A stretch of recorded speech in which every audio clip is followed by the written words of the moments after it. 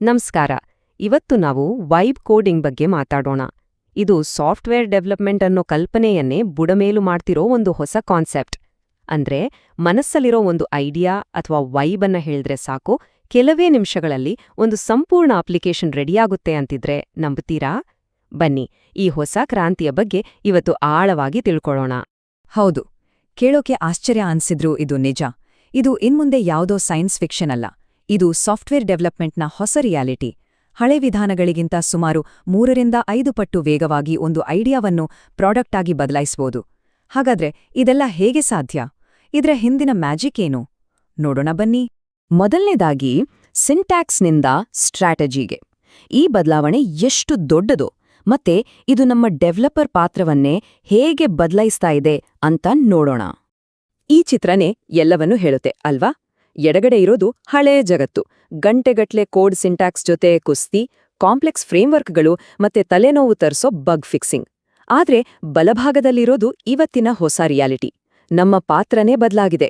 ನಾವು ಇನ್ಮುಂದೆ ಕೇವಲ ಬಿಲ್ಡರ್ಗಳಲ್ಲ, ಬದಲಿಗೆ ಆರ್ಕಿಟೆಕ್ಟ್ಗಳು. ಸಹಜ ಭಾಷೆಯಲ್ಲಿ ನಮ್ಮ ಗುರಿಗಳನ್ನ ಹೇಳಿ ಸಿಸ್ಟಮ್ಗಳನ್ನ ಒಟ್ಟಿಗೆ ಕೆಲಸ ಮಾಡಿಸೋದು ನಮ್ ಕೆಲ್ಸ. ಇದು ಬರೀ ಬದಲಾವಣೆಯಲ್ಲ, ಇದೊಂದು ಕ್ರಾಂತಿ. ಹಾಗಾದ್ರೆ ಈ ಇಡೀ ಬದಲಾವಣೆಯ ಹಿಂದಿರೋ ಸೂತ್ರಧಾರಿ ಯಾರು? ಬೇರೆ ಯಾರೂ ಅಲ್ಲ, ನಮ್ಮದೇ ಆದ ಎಐ ಏಜೆಂಟ್. 2025ನೇ ಇಸ್ವಿದೆಯಲ್ಲ, ಅದೊಂದು ರೀತಿ ಇತಿಹಾಸವನ್ನೇ ಬರೆದ ವರ್ಷ. ಒಂದೇ ವರ್ಷದಲ್ಲಿ ಒಂದರ ಹಿಂದೆ ಒಂದರಂತೆ ಎಐ ಮಾಡೆಲ್ಗಳು ಬಿಡುಗಡೆಯಾದ್ವು. ಫೆಬ್ರವರಿಯಲ್ಲಿ ಕ್ಲಾಡ್ ಕೋಡ್ನಿಂದ ಶುರುವಾಗಿ ಡಿಸೆಂಬರಲ್ಲಿ ಓಪನ್ ಎಐನ GPT 5.2 ಕೋಡಿಕ್ಸ್ವರೆಗೂ ಪ್ರತಿಯೊಂದು ರಿಲೀಸ್ ಕೂಡ ಎಐ ಸಾಮರ್ಥ್ಯವನ್ನ ನೆಕ್ಸ್ಟ್ ಲೆವೆಲ್ಗೆ ತಗೊಂಡ್ಹೋಯ್ತು. ಇದು ಡೆವಲಪರ್ಗಳಿಗೆ ಆಟದ ನಿಯಮಗಳನ್ನೇ ಪೂರ್ತಿಯಾಗಿ ಬದಲಾಯಿಸಿಬಿಡ್ತು. ಈ ಮಾಡೆಲ್ಗಳು ಎಷ್ಟು ಪವರ್ಫುಲ್ ಅಂತ ಗೊತ್ತಾಗೋಕೆ ಇಲ್ಲೊಂದು ನಂಬರ್ ಇದೆ ನೋಡಿ, 56.4%. ಇದು SWE ಬೆಂಚ್ ಪ್ರೋ ಅನ್ನೋ ತುಂಬಾನೇ ಕಷ್ಟದ ಬೆಂಚ್ ಮಾರ್ಕ್ನಲ್ಲಿ GPT 5.2 ಕೋಡೆಕ್ಸ್ನ ನಿಖರತೆ. ಇದು ಬರೀ ಒಂದು ನಂಬರ್ ಅಲ್ಲ. ಇದರರ್ಥ ಎಐ ಈಗ ಕೇವಲ ಸಣ್ಣಪುಟ್ಟ ಕೆಲಸ ಮಾಡೋದಲ್ಲ, ಬದಲಾಗಿ ಗಿಟ್ಹಬ್ನಲ್ಲಿರೋ ನಿಜವಾದ ಕಾಂಪ್ಲೆಕ್ಸ್ ಸಮಸ್ಯೆಗಳನ್ನ ಮನುಷ್ಯರ ಸಹಾಯವಿಲ್ಲದೆ ಪರಿಹಾರ ಮಾಡಬಲ್ಲದು. ನಾವು ಏಜೆಂಟಿಕ್ ವರ್ಕ್ ಫ್ಲೋ ಅಂತ ಹೇಳಿದಾಗ ಸುಮ್ಮನೆ ಕೋಡ್ ಬರೆಯೋ ಅಸಿಸ್ಟೆಂಟ್ ಬಗ್ಗೆ ಮಾತಾಡ್ತಿಲ್ಲ. ಇದೊಂದು ರೀತಿ ಸ್ವತಂತ್ರ ಪ್ರಾಜೆಕ್ಟ್ ಮ್ಯಾನೇಜರ್ ಇದ್ದ ಹಾಗೆ. ಎಐ ತಾನಾಗಿಯೇ ಯೋಚನೆ ಮಾಡುತ್ತೆ, ಪ್ಲಾನ್ ಮಾಡುತ್ತೆ, ಟರ್ಮಿನಲ್ ಮತ್ತು ಬ್ರೌಸರ್ನಂತಹ ಟೂಲ್ಸ್ ಬಳಸಿ ನಮ್ಮ ಅಂತಿಮ ಗುರಿಯನ್ನ ಮುಟ್ಟೋಕೆ ಸ್ವತಂತ್ರವಾಗಿ ಕೆಲಸ ಮಾಡುತ್ತೆ. ಸರಿ, ಈ ಥಿಯರಿ ಎಲ್ಲ ಕೇಳೋಕೆ ಚೆನ್ನಾಗಿದೆ. ಆದ್ರೆ ಇದನ್ನ ರಿಯಲ್ ಲೈಫ್ನಲ್ಲಿ ಬಳಸೋಕೆ ಯಾವ ಟೂಲ್ಸ್ ಇವೆ? ಬನ್ನಿ, ಇನ್ಸ್ಟಂಟ್ ಬಿಲ್ಡ್ ಟೂಲ್ ಕಿಟ್ ಬಗ್ಗೆ ನೋಡೋಣ. ಹಾಗಾದ್ರೆ ಈ ವರ್ಕ್ ಫ್ಲೋ ನಿಜವಾಗಿ ಹೇಗಿರುತ್ತೆ? ಗೂಗಲ್ ಆಂಟಿಗ್ರಾವಿಟಿ ಅಂತಹ ಪ್ಲಾಟ್ಫಾರ್ಮ್ಗಳನ್ನ ನೋಡಿದ್ರೆ ಗೊತ್ತಾಗುತ್ತೆ. ಇವು ನಮ್ಮ ಹಳೆ ಐಡಿಇಗಳನ್ನ ಕಮಾಂಡ್ ಸೆಂಟರ್ಗಳಾಗಿ ಬದಲಾಯಿಸ್ತಾ ಇವೆ. ಅಂದ್ರೆ ನೀವು ಇನ್ಮುಂದೆ ಕೋಡ್ ಎಡಿಟರ್ನಲ್ಲಿ ಕೂರಲ್ಲ, ಬದಲಿಗೆ ಒಂದು ಮಿಷನ್ ಕಂಟ್ರೋಲ್ ಡ್ಯಾಶ್ಬೋರ್ಡ್ನಿಂದ ಎಐ ಏಜೆಂಟ್ಗಳ ಒಂದು ಟೀಮನ್ನೇ ಮ್ಯಾನೇಜ್ ಮಾಡ್ತೀರಾ.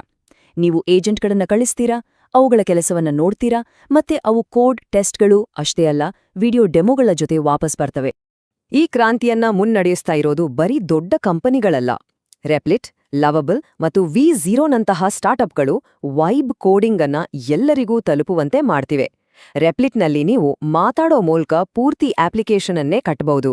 ಲವಬಲ್ ಡಿಸೈನರ್ಗಳ ಫಿಗ್ಮಾ ಫೈಲ್ನಿಂದ ನೇರವಾಗಿ ಕೋಡ್ ಜನರೇಟ್ ಮಾಡೋತೆ. ಮತ್ತೆ ವರ್ಸೆಲ್ನ V0 ಇಂದ ಕೆಲವೇ ಸೆಕೆಂಡ್ಗಳಲ್ಲಿ ಅದ್ಭುತವಾದ ಫ್ರಂಟ್ ಎಂಡ್ ಕಾಂಪೊನೆಂಟ್ಗಳನ್ನ ಪಡಿಬಹುದು. ಎಲ್ಲವೂ ಅದ್ಭುತವಾಗಿ ಕಾಣುತ್ತಿದೆ ಅಲ್ವಾ? ಆದ್ರೆ ಇಲ್ಲೊಂದು ತುಂಬಾನೇ ಮುಖ್ಯವಾದ ಪ್ರಶ್ನೆ ಬರುತ್ತೆ. ಈ ಹೊಸ ಜಗತ್ತಿನಲ್ಲಿ ಮನುಷ್ಯರ ಪಾತ್ರವೇನು? ನಮ್ಮ ಕೊನೆಯ ಮತ್ತು ಬಹುಶಃ ಎಲ್ಲಕ್ಕಿಂತ ಮುಖ್ಯವಾದ ವಿಭಾಗ, the human in the loop. ನಾವು ತುಂಬಾ ಉತ್ಸಾಹ ಪಡೋಕ್ ಮುಂಚೆ ಗೂಗಲ್ ಹೇಳಿರೋ ಈ ಮಾತನ್ನೊಮ್ಮೆ ಕೇಳ್ಬೇಕು. ಪೂರ್ತಿ ಆಟೋಮೇಷನ್ ಅನ್ನೋದು ಇನ್ನೂ ಬಂದಿಲ್ಲ. ಈ ಏಜೆಂಟ್ಗಳು ತುಂಬಾನೇ ಶಕ್ತಿಶಾಲಿ ನಿಜ, ಆದ್ರೆ ಅವುಗಳಿಗೆ ಇನ್ನೂ ನಮ್ಮ ಮಾರ್ಗದರ್ಶನ ಮತ್ತು ಮೇಲ್ವಿಚಾರಣೆ ಬೇಕೇ ಬೇಕು. ಕೋಡ್ ಕ್ಲಾಶ್ ಬೆಂಚ್ ಮಾರ್ಕ್ನ ಈ ಡೇಟಾ ನೋಡಿ, ಇದು ಒಂದು ಕಟು ಸತ್ಯವನ್ನ ಹೇಳ್ತಿದೆ. ಕ್ಲಾಡ್ ಸ್ಯಾನೆಟ್ 4.5ನಂತಹ ಟಾಪ್ ಮಾಡೆಲ್ನ ಒಟ್ಟಾರೆ ಗೆಲ್ಲೋ ರೇಟ್ 71% ಇದೆ. ಆದ್ರೆ ಒಂದೇ ಒಂದು ಸೋಲಿನ ನಂತರ ಅದು ಬರೀ 32%ಗೆ ಇಳಿಯುತ್ತೆ. ಅಂದ್ರೆ ಎಐ ಒಮ್ಮೆ ತಪ್ಪು ಮಾಡಿದ್ರೆ ಅದರಿಂದ ಚೇತರಿಸಿಕೊಳ್ಳೋದು ಅದಕ್ಕೆ ತುಂಬಾ ಕಷ್ಟ. ಇಷ್ಟೇ, ಈ ಗ್ಯಾಪ್ ತುಂಬೋಕೆ ಮನುಷ್ಯರು ಬೇಕೇ ಬೇಕು.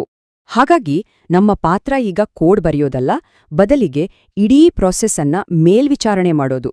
ಇದರಲ್ಲಿ ಭದ್ರತೆ ಮತ್ತು ಗುಣಮಟ್ಟದ ವಿಮರ್ಶೆ ಅನ್ನೋದು ತುಂಬಾನೇ ಮುಖ್ಯ. ಯಾಕಂದ್ರೆ ಸ್ಟಡೀಸ್ ಪ್ರಕಾರ ಎಐ ರಚಿಸಿದ ಕೋಡಿನ ಸುಮಾರು 45% ಭಾಗದಲ್ಲಿ ಸೆಕ್ಯೂರಿಟಿ ಸಮಸ್ಯೆಗಳಿರ್ತವೆ. ಸೊ ಎಐ ವೈಬನ್ನು ಸೃಷ್ಟಿಸಿದ್ರೆ ಆ ವೈಬ್ ಸೇಫ್ ಆಗಿದ್ಯಾ, ಸರಿಯಾಗಿದ್ಯಾ ಅಂತ ನೋಡ್ಕೊಳ್ಳೋದು ನಮ್ಮ ಜವಾಬ್ದಾರಿ. ನಾವೇ ಇಲ್ಲಿ ಆರ್ಕೆಸ್ಟ್ರೇಟರ್. ಹಾಗಾದ್ರೆ ಈ ಎಲ್ಲ ಚರ್ಚೆಯನ್ನ ಒಂದು ಕೊನೆಯ ಪ್ರಶ್ನೆಯೊಂದಿಗೆ ಮುಗಿಸೋಣ. ಕೋಡಿಂಗ್ನಂತಹ ಕೆಲಸವನ್ನ ಟೆಕ್ನಾಲಜಿ ತಾನೇ ಮಾಡ್ತಿದ್ದ ಹಾಗೆ ಬಹುಶಃ ಮುಂದಿನ ದೊಡ್ಡ ಇನೋವೇಟರ್ ಒಬ್ಬ ಕೋಡರ್ ಆಗಿರಲ್ಲ, ಬದಲಿಗೆ ಸರಿಯಾದ ವಿಷನ್ ಇಟ್ಕೊಂಡು ಈ ಎಐ ಆರ್ಕೆಸ್ಟ್ರಾವನ್ನು ನಡೆಸುವ ಒಬ್ಬ ಕಂಡಕ್ಟರ್ ಆಗಿರ್ತಾರೆ. ಇದ್ರ ಬಗ್ಗೆ ಯೋಚಿಸಿ ನೋಡಿ.